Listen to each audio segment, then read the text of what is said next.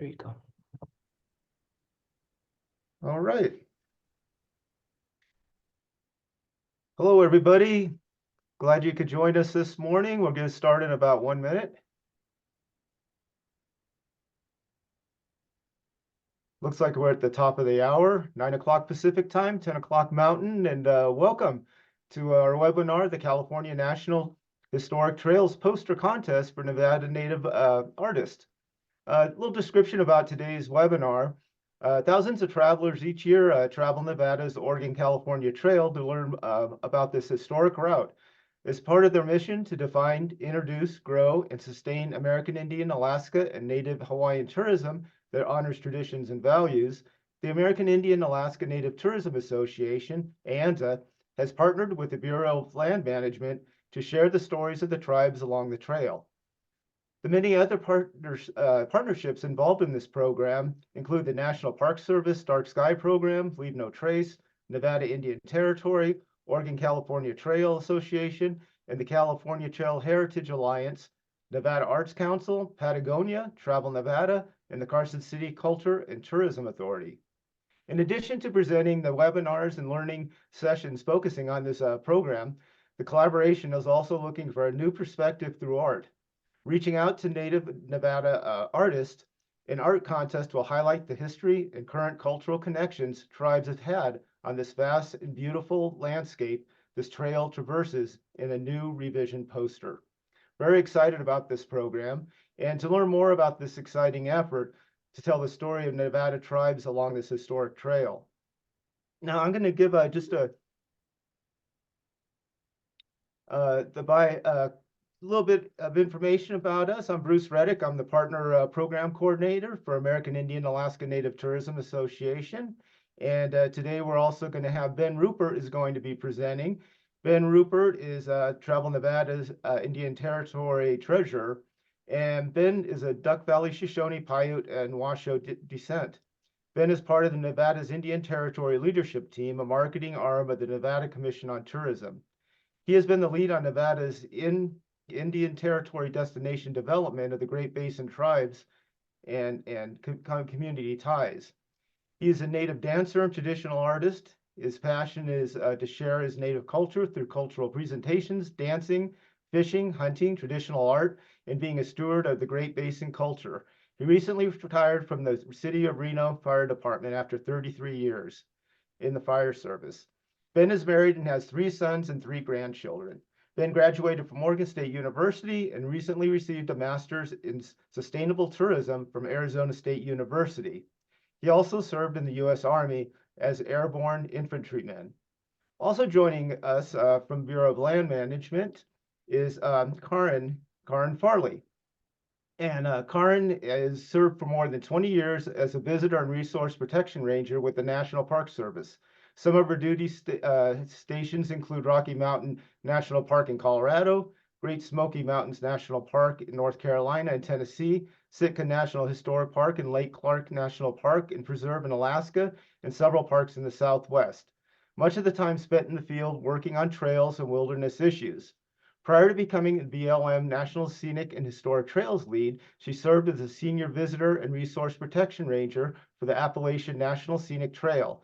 She understands the complexion of the National Trail System, as well as the extraordinary opportunity that exists to connect all people to public lands through trails and diverse stories and perspectives they hold. Karin has a bachelor's degree in wildlife management with a minor in Native American Studies from Humboldt State University. She's a single mom to her 9-year-old daughter, and together they celebrate life through the love of adventure. Just a little bit about AIANTA. I won't read all of this, but for more than 25 years, the American Indian Alaska Native Tourism Association has served as the only national organization dedicated to advancing cultural heritage tourism in Native nations and communities. AIANTA is a 501(c) national nonprofit governed by all Native Board of Directors and serves as a united voice for the $15.7 billion Native hospitality sector. AIANTA's mission is to define, introduce, grow, and sustain American Indian, Alaska Native, and Native Hawaiian tourism that honors traditions and values. We also manage NativeAmerica.travel. That's AIANTA's tourism-driven website, and every tribe across the nation is represented in this website, and it's broken down into different areas and regions, and was recently redesigned, and a new app was also developed, so you can download the app on your smartphone as well. Now I'm going to turn it over to Ben to talk about a little bit about Nevada's Indian Territory and how the tribes are participating in this program with the Bureau of Land Management. Ben? Well, good morning, everybody. I just want to thank you for having me here today. It's just a breath of fresh air for me to take on a whole different walk of life for me. As was mentioned before, I've been a fireman for 33 years, also a U.S. Army veteran, and it's just exciting to see as we're moving forward with all of our destination development that we're trying to be inclusive of all of our 28 tribes in the entire state of Nevada. And it's been a challenge. It's when you're spreading over, instead of just having a very small area to work with, we're working with the entire 28 tribes of state of Nevada. So, but it's challenging, but at the same time extremely rewarding. You look at this picture right here for our vision. It's changing the world through eco-cultural tourism of the Great Basin. This is a photography or a photo that was taken of me a couple years ago, and it was by the late Larry Burton, who you'll see in our presentation and all of our destination management that we do. We have just tons of photo that has been produced by Larry, and he just graciously gave us all this photography to be able to incorporate into our destination development. And this one right here was up in Monitor Pass, which is kind of just directly above Markville. And so we did a night skies photo shoot right here of me doing an eagle dance. And that has become kind of our trademark photo for us with Nevada's Indian Territory. Next slide, please.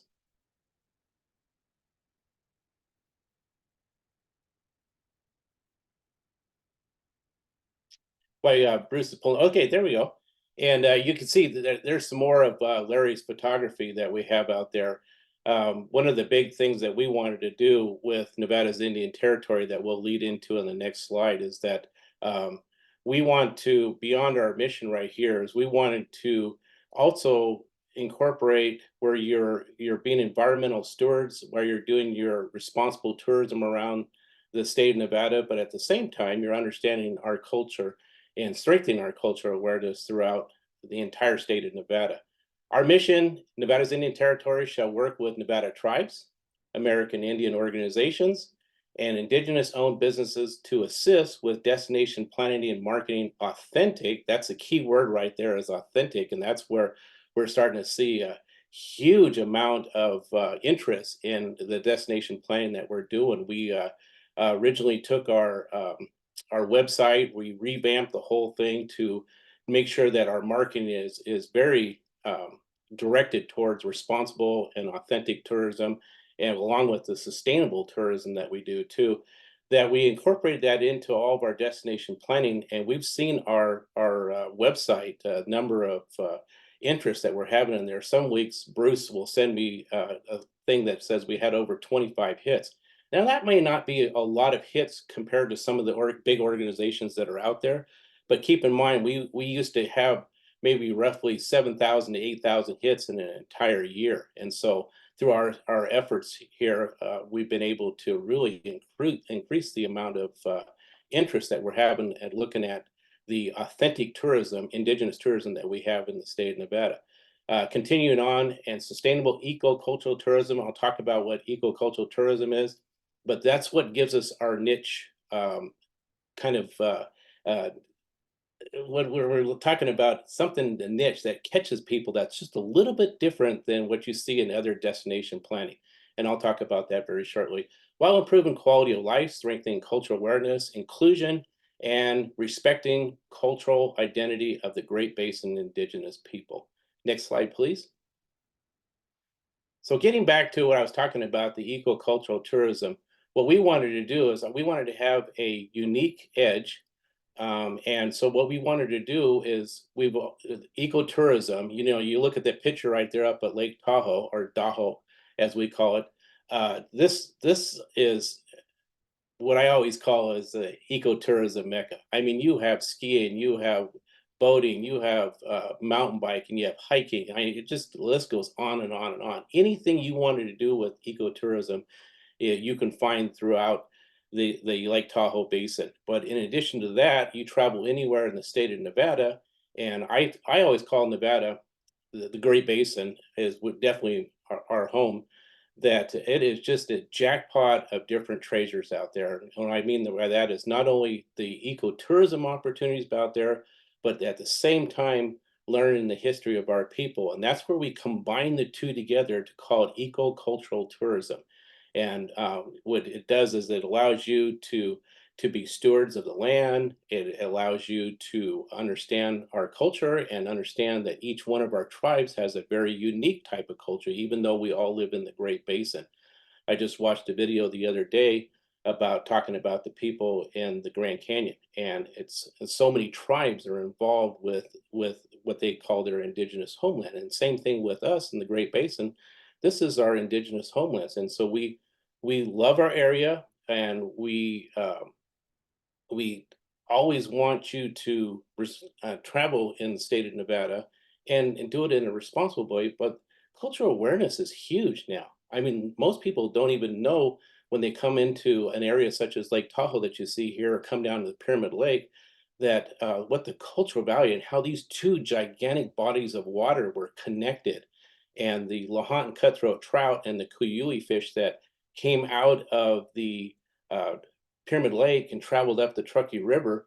The Kuyuli only traveled up a certain amount of distance when they came out, but the Lahontan cutthroat trout would travel all the way from Pyramid Lake all the way to Lake Tahoe. And this is a good example right here where you can see this is actually my son and my niece that are out fishing here. And by the way, my son took off this morning for Japan, Okinawa, and he is with a Marine unit, infantry unit, and they took off at 3 o'clock this morning. So it's exciting to see your children growing up, and that's my niece right there. And a little interesting story right there. My son actually hooked that fish right there, and then gave it to his niece to bring in. And so, but she didn't want nothing to do with touching the fish, so my son is holding the fish right there while she's posing next to it.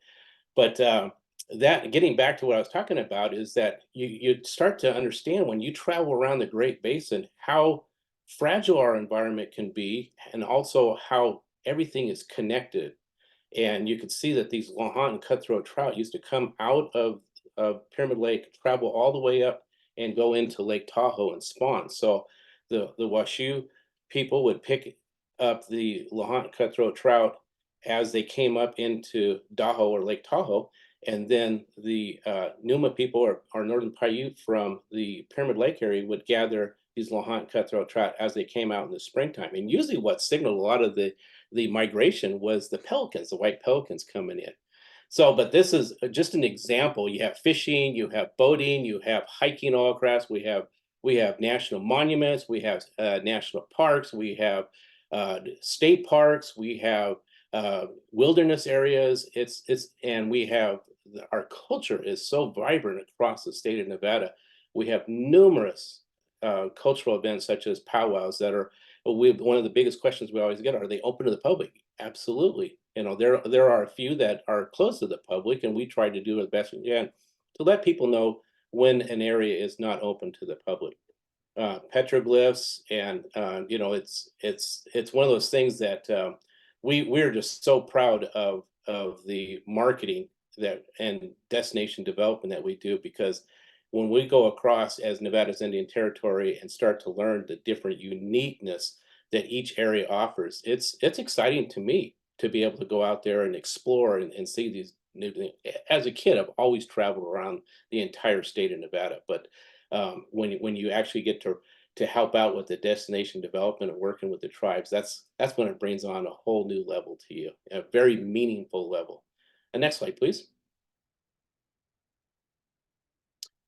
One of the things that we do with Nevada's Indian Territory is that we put in we're a volunteer organization, so we don't get paid for anything that we do.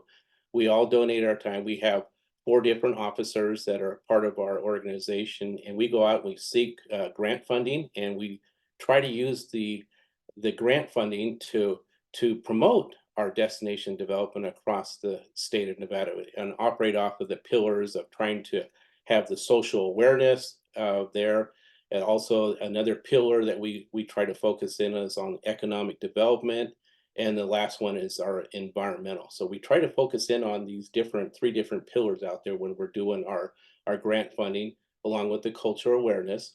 We travel around to trade shows and we promote the destination development for um, all of our 28 tribes. And I mentioned before, one of the daunting tasks is to try to reach out to all the 28 different tribes that are out there. But we're moving forward, and we are trying to get out and reach out to. And so, me as an officer, I apologize if you're not aware of Nevada's Indian Territory, and I also apologize if we have not reached out to you yet. But that is our intent, is to involve every one of the 28 different tribes in the state of Nevada. We have our website that you see off to the left side right there. We offer right now, currently, we have itinerary set up for 4 different tours that go across the state of Nevada, which represents at the time when we were doing our destination development, we had 4 major tribes. And now we have our 5th major tribe, which is the Fort Mojave down in the Needles area south of Las Vegas. So when you go into our website, you'll see that we have destination planning set up for to get you, if you're traveling in from the Lake Tahoe area, you're going to the Las Vegas area, or you're coming over from Salt Lake City, or coming down from Boise, you have an opportunity anywhere in the state of Nevada to experience the destination development we did. And you'll see that our mapping, what we do is we have an area that we set up itineraries that take you around, and is pretty inclusive of all of our 28 tribes. We have one of the things we're working on right now. Well, we also on our website, and I encourage everybody to go onto our website. We have a downloadable brochure. We do strategic development. We're in the process of putting together a strategic development plan, which is going to be a 5-year plan for us. We have navigation app that we just put in for, and we're really excited about that because that is the same type of navigation app that AIANTA is using, and this will allow individuals coming into Nevada and to create your own itinerary. And our focus is going to be on our economic development and cultural awareness for our tribes in the state of Nevada. We have powwow marketing grants, and if anybody's listening in and you do have a powwow that is open to the public, reach out to us, because what we do is we help to come in with funding. And please keep in mind, we put in for the grant, and we try to do the best we can to spread it out through the state of Nevada. But we also are limited on the amount of money that we have. We usually get about $25,000 for this. We usually try to go about $2,000 per cultural event. But as the interest is starting to pick up, and we're starting to equally distribute that out, it's going to probably drop down to about $1,000 for a cultural event. We have interpretive signs that we do. We work with the Great Basin artists, and that's why we're here today. We help to sponsor this poster contest. We are starting to move into working with the dark skies. We put in for a grant to capture from some of our native artists out there that do the photography, especially the night skies and the wildlife that is in our Great Basin. We're trying to capture those, just as we've done with Larry Burton's photography that you see in here. We use that for all of our marketing videos and all of our destination development. Next slide, please. One of the things that we talked about, and this shows the eastern half of the state right here. And what we try to do is we try to also, I mentioned our guiding principles of economic, environmental, and social. We also have a sustainability pledge, and you see that Niue right here for Western Shoshone. We have the sustainability pledge right here, and I'm not going to. I know that we're limited on time here, but I just wanted to show you that we're trying to instill the language. We're trying to show the culture that's in the area. And what we did is we broke it down into talking about the homelands of the Western Shoshone. So it can go anywhere from 100 to 200 acres. And we also from and see, we put down the Timbisha Shoshone homelands right there, and then in parentheses Death Valley, because this is we're trying to teach that. For example, when you come into Lake Tahoe area, that this is Washoe.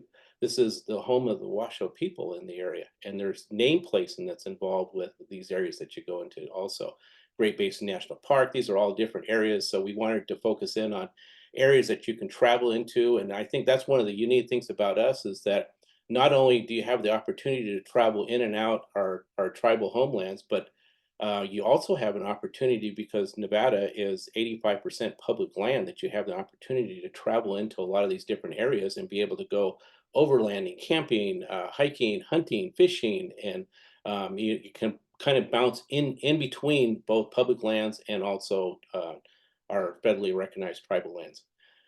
Then we have a list of special events on here. You can see that we have the Duck Valley 4th of July powwow. We have the Elko powwow. We have the Confederate. We don't list all of them because we realize that they change, but we tried to focus in on the powwows that have been happening for years and years in the area. And then we have our ecotourism opportunities. We talk about some of the things that you can do in that area. And then we offer a QR code that's down on the bottom. So you can scan these QR codes and you can go in and it takes you right into our itineraries that you can travel around. Next slide. And you'll see that we have several different sponsors with Travel Nevada, Native America Travel that we advertise on. This right here is a photo of Tahoe. And this is this is where I grew up. So this is even being both a descendancy of Duck Valley Shoshone Paiute tribe and the Washoe tribe here, this is where I grew up. This is where I consider, deepest to my heart as homeland. One of the things that we're going to be doing here is we're going to be developing a video that takes you around the whole state. So we're going to focus in on the 5 major tribes over there when we're doing our videos. And this right here is not only you can picture moving around this lake right here with our navigation app that we're going to have going around here, but we also wanted to have a video that people can come in and see and get excited about coming to this area here. But they ain't at the same time doing destination development with a focus on cultural awareness and also boosting economic development. And you'll see that on our next video if you go to our next slide. And we're so proud of our video that we just produced. And once again, I said that we're trying to produce videos all across the state of Nevada. So enjoy.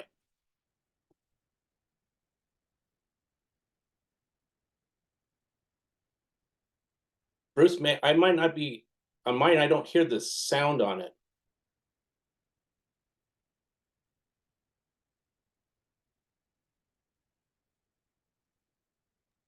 Sorry, you can't hear that? I have your voice now. Okay, sorry about that. If you could back it up to the beginning, that'd be fantastic. Maybe. There we go. Sorry about that. Welcome to Dock O'Aga, the Lake Tahoe shorelines, where nature's beauty and indigenous homelands of the Washoe tribe of Nevada and California creates an unforgettable ecocultural experience. Nevada's Indian Territory invites you to connect with the lake, the land, and our Washoe culture. I'm Sherry Rupert, here on behalf of Nevada's Indian Territory. As we say in Washoe, Da'o is our cherished home. Generations have lived in harmony with the land, and our deep connections thrive in our traditions today. With the Nevada's Indian Territory, we represent the tourism for the 28 tribes. Nevada's Indian Territory is a volunteer nonprofit organization under the Nevada Commission of Tourism. We try to promote not only tourism, but we want you to do it in a responsible way. We want you to do it in an inclusive way where you're involved in all of our 28 tribes in the state of Nevada. Start your adventure at the Donner Memorial State Park Museum. The museum features exhibits spanning the native and immigration history of the Lake Tahoe region. My name is Ben Rupert. I am both Washoe and also Duck Valley Shoshone Paiute. We are here along the shorelines of Lake Tahoe, which we call Tahoe. Da'o, the second deepest lake in the United States, offers crystal clear waters, perfect for paddle boarding with friends and family. Discover diverse landscapes, snow-covered peaks, meadows, forests, and rivers. Whether you're a nature lover or thrill seeker, there's something for everyone. You can enjoy a variety of fun and educational activities while being active and respecting the environment. Ride along a portion of the 165-mile Tahoe Rim Trail on an e-bike, or enjoy frisbee golf with friends in the midst of majestic pine forests. Nearby, the Incline Village Welcome Center offers exhibits, information, and a friendly staff. Explore a replica of a Gallus Dungle, known as a traditional Washoe winter shelter, and check out the outdoor exhibit detailing the history of the Lake Tahoe Basin. For those seeking more adventure, enjoy mountain biking in the summer and skiing in the winter at the numerous world-class ski resorts surrounding Da'awaga, or Lake Tahoe shorelines. Many love taking a kayak, paddleboard, or canoe out on the water, which provides a relaxing way to spend a sunny afternoon. Sometimes all you need is a peaceful day at the beach, feeling the waves splash your feet. And after all the sightseeing and fun activities, gather around a campfire under the stars to reflect on the day and plan adventures for tomorrow. Meeks Bay Resort, managed by the Washoe Tribe of Nevada and California, is an inviting place to relax, recharge, and connect with the spirit of the Washoe and the lake itself. Every year, Meeks Bay Resort hosts the Washoe Day Festival, where you can learn about culture, art, dance, music, and food right on the shoreline of the lake.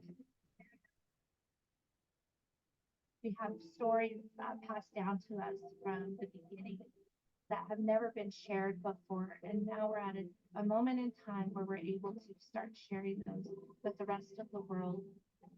Our vision is to change the world through eco-cultural tourism of the Great Basin. Really how important it is to take care of Mother Earth, and that it's not just here for Native people to take care of, it's for all of humanity to take care of. The Lake Tahoe Basin and surrounding area is our home. When you visit, please respect the land and help take care of it, just as we do. Learn more about the Washoe culture, please visit the Washoe Tribe of Nevada and California website. To plan your trip, please visit the websites for Meeks Bay Resort, Nevada's Indian Territory, and Travel Nevada. Special thanks to Washoe Tribe of Nevada and California, Travel Nevada, National Forest Foundation, and the American Indian Alaska Native Tourism Association. Okay, I just wanted to, am I back on, Bruce? Yep.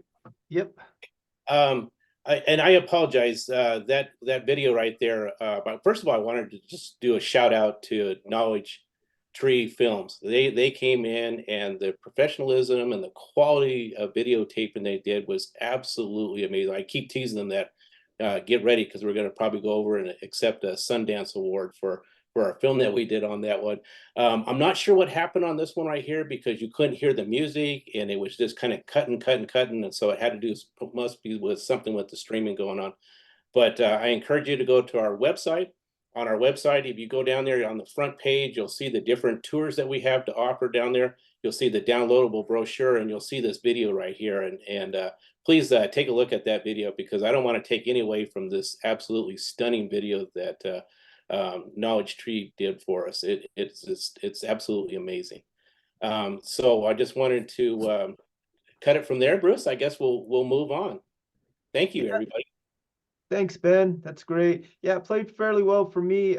If anybody would like to, it was having problems with the video, there's a link in the chat, nevadasindianterritory.com. If you go to that link, the video can be played directly from the homepage. So with that, we will pass it over to Karen. Great. Thanks, Bruce. And that was beautiful, Ben. And thanks again, Bruce, for the introduction in the beginning. I'm really pleased to be here. Hopefully a lot of artists on the line here today. Again, my name is Karen Farley, and I work for the Bureau of Land Management as the National Scenic Historic Trails Program Lead. So I wanted to just give a little background of how we got here and this partnership and where we're going, and then tease you to the end of like how you apply for this poster contest. Thought it was important though to just take a step back and give you a brief history of how the BLM is trying to expand perspectives in working with tribes. And so it's been an honor for the last 3.5 years to be working for this administration. Like Bruce said, I've been working for the government for now 28 years. And this has been a highlight the last 3.5 years of my career to be able to be working on administration priorities like strengthening tribal relations. And I believe that the BLM, and I believe the program, and hopefully the BLM too, relationship building really starts with the ground up, and it requires showing up and listening, knowing the history, engaging early and often, compensation, and understanding capacity that people have. It's been wonderful to see Secretary Deb Haaland, who's leading our department, honoring Indigenous knowledge and emphasizing co-stewardship of these landscapes. But again, it all starts with relationship building from the ground up. And so working in partnership with organizations like AIANTA has been huge. Last week, I was lucky enough to be up at Daho at the National Outdoor Recreation Conference. And the plenary speaker, Dr. Jennifer Grenz, she's a Alka-Palmic woman, I believe that's how you pronounce it, mixed ancestry from British Columbia. She's an ecology professor, and she gave the plenary speech up there, and she stated, similar to what you heard in the video, the land needs all of us. In her new book, Medicine Wheel for the Planet, she talks about, she states, I used to be an ecologist, and now she's a community gatherer working to help bring healing beyond just the land. She says, I'm a story listener. I'm a storyteller. I'm a shaper of ecosystems, and I work on bringing communities together in circle to listen to each other. Basically, this book is an argument that we need more than a singular worldview to protect the planet and make a significant change, because we're running out of time for that, right? So, and this is what trails are to me. They're an interdisciplinary program with the protection of a holistic landscape and the story, a history of how people moved across the land for generations, and something that Dr. Grenz referred to as purposeful shaping of the lands. And so one way we can do all the work that I stated above is like with AIANTA, and they provide us, the federal agencies, with help to outreach to the tribes through the Native Act, which I'll hone in on the next slide. So you may be asking yourself, how are trails involved? Well, I'll take it back a minute to 1965, when Lyndon B. Johnson kind of inspired a movement in his conservation and restoration for natural beauty messaging that led to the establishment of the National Trail System Act in 1968.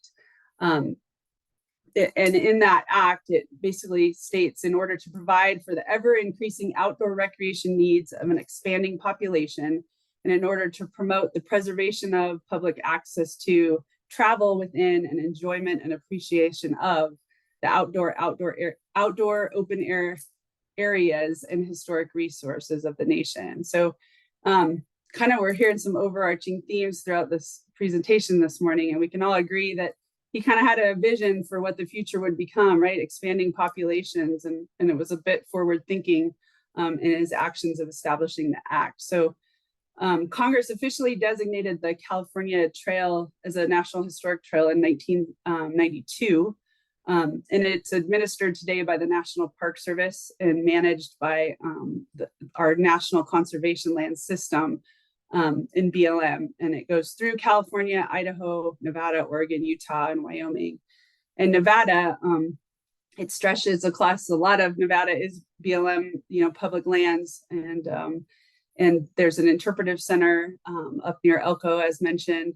The trail crosses tribal lands that have been inhabited over 10,000 years. And today, I believe there's 25 located in northern and central Nevada. This trail commemorates and interprets a complex history and often a tragic heritage of the route through hundreds of historic sites, visitor centers that provide educational programming and tours for the public. And I think thus far, the interpretation of the trail has been predominantly one-sided, as with much of the nation's history. And so we must do better. And through videos like Gravelly Ford, which you'll see in a little bit, this project with the California Trail was proposed by AIANTA to bring the indigenous perspectives along the California Trail here in Northern Nevada to tell their story. And the executive director, Sherry Rupert, also from this area, proposed the idea. It's been very convenient. I'm located here in Reno, Nevada, to keep the momentum going and work with folks locally. It's been an honor. Larry Burton's been mentioned a couple times. He was our program coordinator and from the start, and an iconic, well-loved Nevadan. And he unexpectedly passed last fall. And just, I think of him and how proud he would be of the project and where we are today. And we will be celebrating at the end of this year with the presentation of somebody's artwork that may be on the call today. Just very excited to do this. So next slide, please. So here again, I said I wanted to just pose the Native Act here and the requirements of federal agencies. It's important for you all on the line to hold me and my colleagues in the federal agencies accountable for this, for performing and delivering on this law. So I just wanted to point that out. I'm not going to read it to you, but just I underlined the word must. And so I feel a big obligation and commitment to follow this law and work with the Indian Territory and AIANTA and the tribes in Nevada and across the nation to do this work. So next slide. Okay, so just a brief history of the California Trail. There's a map up there. It's I think the longest trail in the system, the longest historic trail in the system. It's a vast network of wagon roads and footpaths. More than 250 people used to immigrate from the East Coast to the West Coast in the 19th century. I think the largest mass migration in early US history. Definitely not a straightforward path. You can see all the different cutoffs and detours with its decades of service, and parts of it overlap Oregon, Mormon Pioneer, and Pony Express historic trails.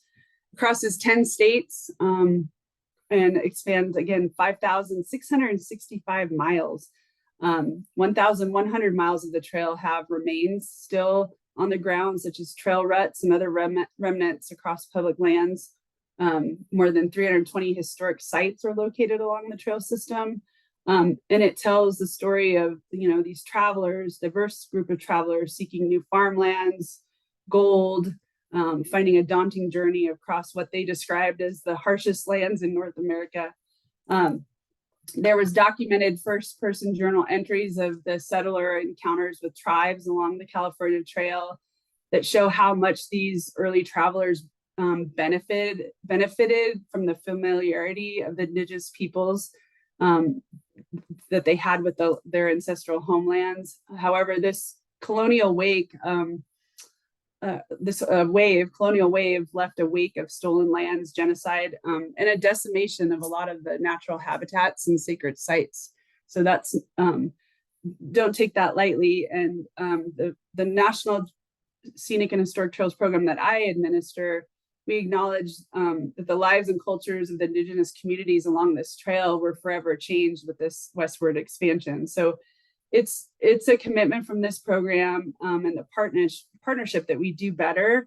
And through these kind of crucial conversations and perspectives, we expand what's being told and help conserve these landscapes with like a land ethic, similar to what Ben was talking about, leave no trace, et cetera, that starts with building relationships for future generations. So one way we can do that is through providing accurate historical interpretation of these trails with compensation and collaboration. And so with heritage tourism, it can benefit the tribes through special events, artworks, and programs like this. So I just wanted to give that, you can go to the next slide, that little background on the trail and how it was chosen.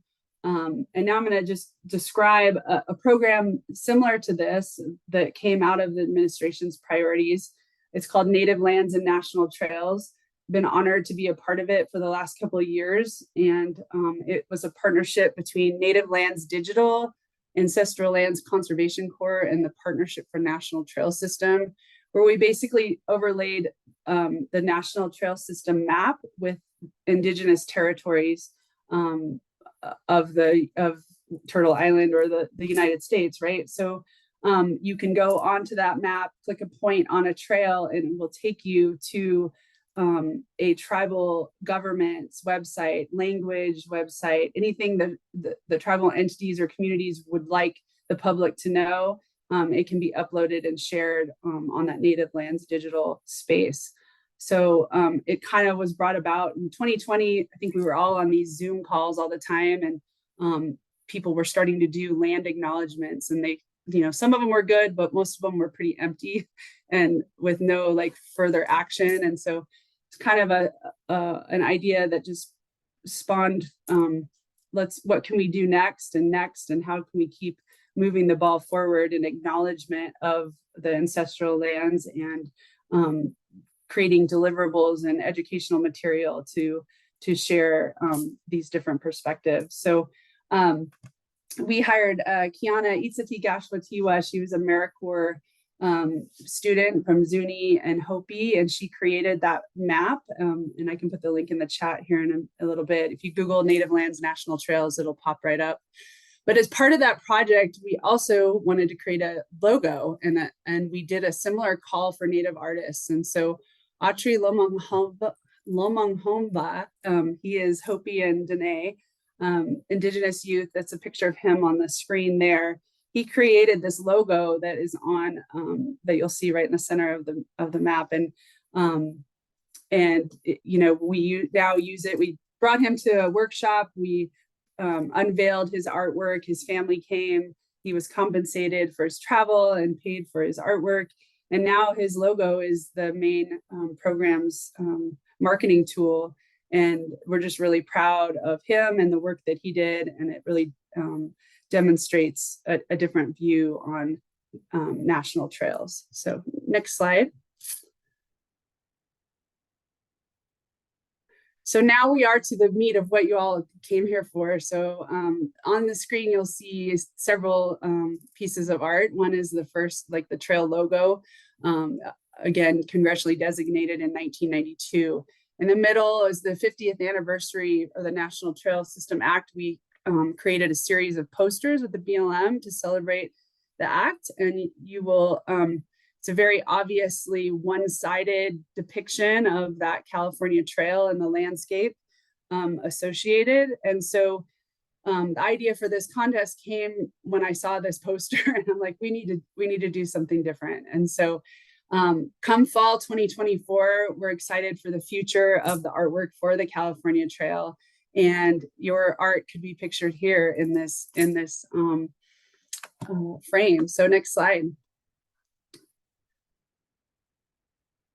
So to do that, I just wanted to share with you all this is the flyer that we created. This poster contest is going to highlight the history and current cultural connections that tribes have to Northern Nevada and this landscape along the California Trail.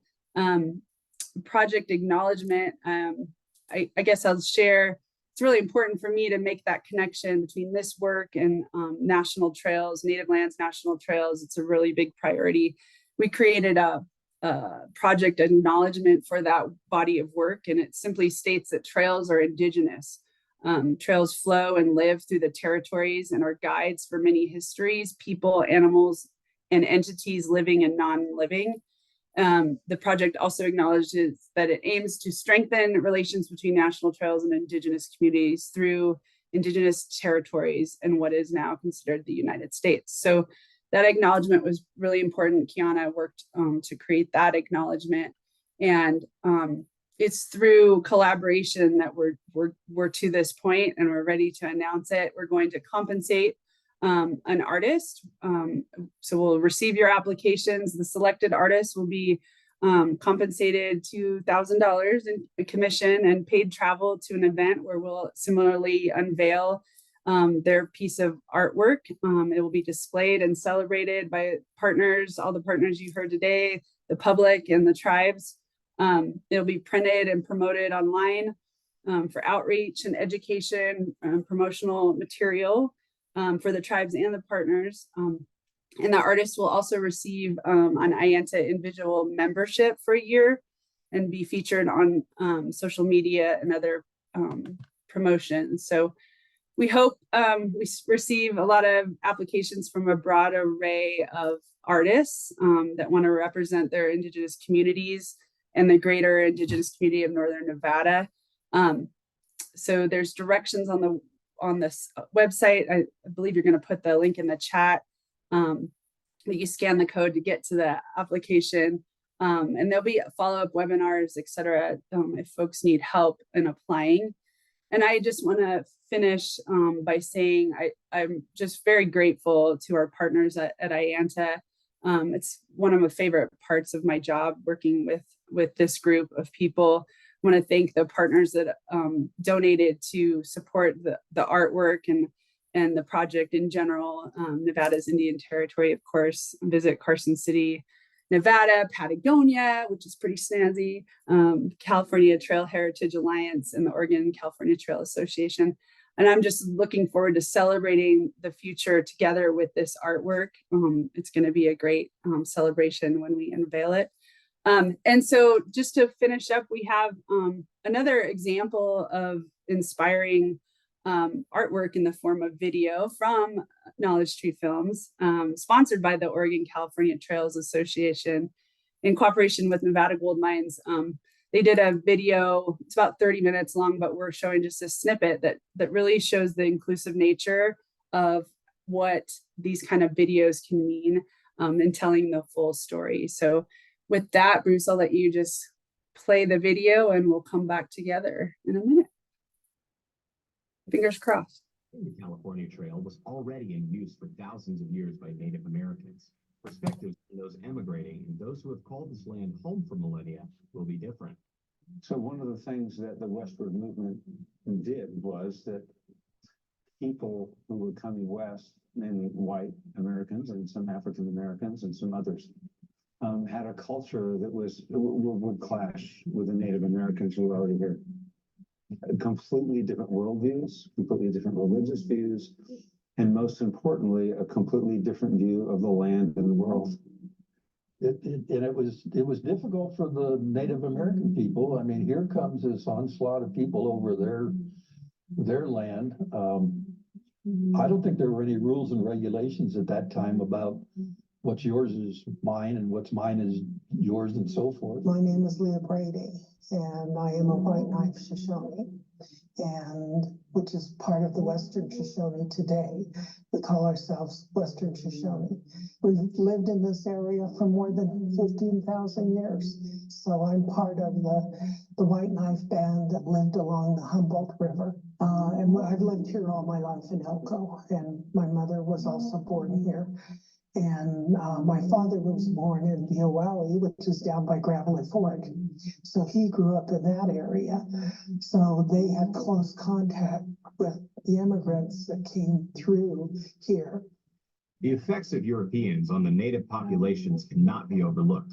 Beginning with the influx of fur trappers in the early 1800s, the number of white settlers grew exponentially. First encounter of white men was experienced directly by an ancestor of Leah. It would be my great-great-grandfather. And as he was looking at the river, he kept seeing this dust cloud getting bigger and bigger. So he followed them.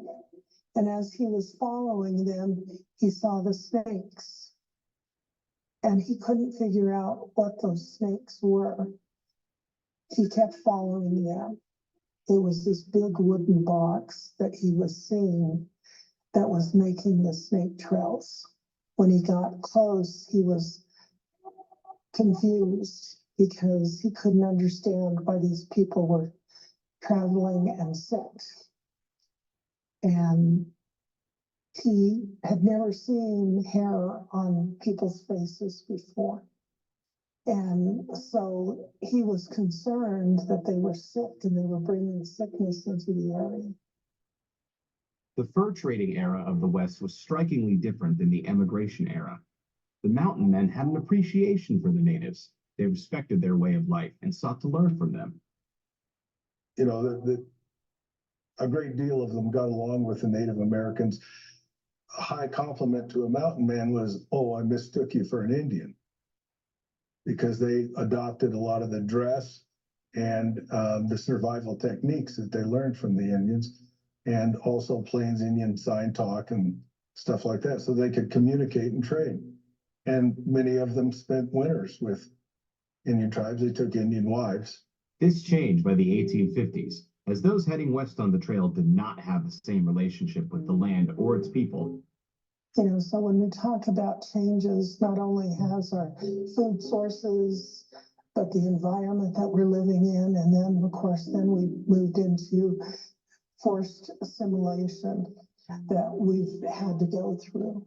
And, you know, there's good and bad to all of it. And, you know, and we can't say that we haven't learned to assimilate as we're going, because we've created another way of doing what we're doing. And that's what we did. And that's how we survived, even when there weren't the non-Indians here.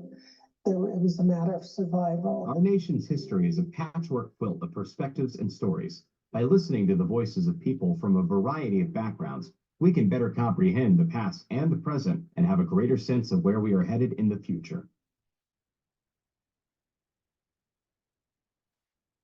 Well, thanks, everyone. Thanks especially to Ben and Karin for presenting today. This is all the contact information, and it'll pop up again. I wanted to go over a couple AIANTA items, but please feel free to reach out to us if you have any questions on this contest. We're very excited about it, and this webinar is recorded, so please feel free to share it with whoever you think might be interested in this project, and share it. Push it out there. I also wanted to mention that the 26th annual AIANTA AITC American Indian Tourism Conference is coming up in October 28th through 31 and 31st, and it's in Marksville, Louisiana, at the Paragon Casino Resort. So if you have an opportunity to join us down there, it's a great opportunity to meet and to network with other tribal members, and to see what's going on out there, and how you can work with various tribes. This will be my 8th AITC, and everyone I've gone to has been very rewarding. Also, Karin had mentioned that the winner of this contest will get a membership for AIANTA. These are just some of the many benefits to becoming a member. The membership continues to grow every year, and we gain more and more tribal involvement. So we're very excited about the growth, and there are a lot of rewards. So please be active with AIANTA. It really helps in all the efforts. Again, here are all the contact information, and if you look in the chat, there is also several different links to more information. The one link you'll see that has the Cognito form, that's where you can actually go in and apply. We're also going to be sending out the poster, a poster that actually promotes the poster contest, and that'll be out, and it has a QR code, and if you scan that QR code, it'll go directly to the form that you need to fill out. It's very easy form to submit, and it'll have all the information about the artwork there. So now we've got about 5 or 10 minutes for any questions, and I'm looking in the chat. If you have any questions, please submit them into the chat and we'll answer them for you. Karin or Ben, is there anything else that you'd like to mention that I might have missed? I'm good on my end, Bruce. Yeah, I just want to, again, just say thanks to everybody for showing up today. And please share if you have friends and family that are artists in Nevada that you think this might be a good fit for them, we'd love you to share it out far and wide.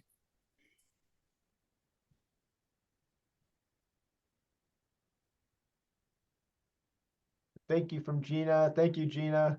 Yeah, it's good to have all the different partnerships in with this. Ben and I are traveling a lot out in Nevada, and reaching out to different tribes along the way. And we'll also have a learning session out in Elko that's coming up. I believe it's on May 24th. We'll be sending out information on that as well. And there will be a second webinar a little bit later this summer, probably in July. So you'll be getting more and more information. The deadline for the contest is coming up in August, so keep that in mind. And any questions, again, please feel free to reach out to us. Oh, sorry, the training session is in May 22nd in Elko, Nevada. So again, we'll be sending out more information on that, and we look forward to seeing everybody out there in person. Any other questions? If not, go ahead and feel free again to reach out with us with any questions along the way. And again, make sure to share this video with anybody that you think might be interested. Yeah, I'd just like to acknowledge Terry's on. Yeah, thanks for joining us, Terry.